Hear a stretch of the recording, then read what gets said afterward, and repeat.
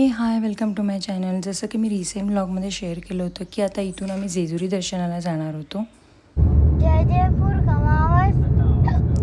तर परी जेजुरीला ना वेगळंच काहीतरी प्रोनाऊन्स करत होती. लॉंग रूट असल्या कारणाने ना ती खूप कंटाळली होती. शिवाय मला पण खूप कंटाळा आलेला कारमध्ये बसून. मला व्हिडिओ शूट करायला पण देत नव्हते की इतका राग येत होता तिला. ऑन दी वेमध्ये ना इथे लोकांची खूप गर्दी दिसत होती. मग मम्मी मला सांगितली की हे सगळे आळंदीहून पंढरपूरपर्यंत ना चालत जातात.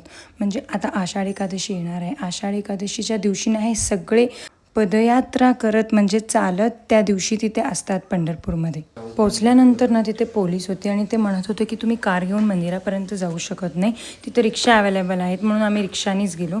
आणि काही जण म्हणत होते की तुमचं दर्शन लवकर होईल, काही जण म्हणत होते की खूप उशीर लागेल. मग हे म्हणत होते की आपण तिथं जाऊन तरी बघूया, गेल्याशिवाय तर आपल्याला कळणार नाही.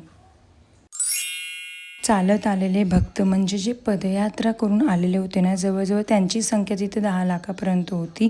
खूपच रश होतं मंदिरामध्ये. परत मला आशा होती की दर्शन भेटेल. मी परत काही जणांना विचारले जे तिथून रिटर्न आलेले होते ना त्यांना, की दर्शन भेटेल का. तेही म्हणत होते की खूप रश आहे, पॉसिबल नाही. दर्शन झालं नाही, मला कसं तरीच वाटत होतं. पण मग ह्यांनी म्हणले की आपण परत एकदा येऊया. दर्शन नाही पण पदयात्रा करणाऱ्या भक्तांना तर मी पाहिले, त्यातच मला खूपच आनंद वाटत होता. इव्हनिंगला ना मंदिराचं व्ह्यू काही असं होतं, खूप सुंदर दिसत होतं मंदिर.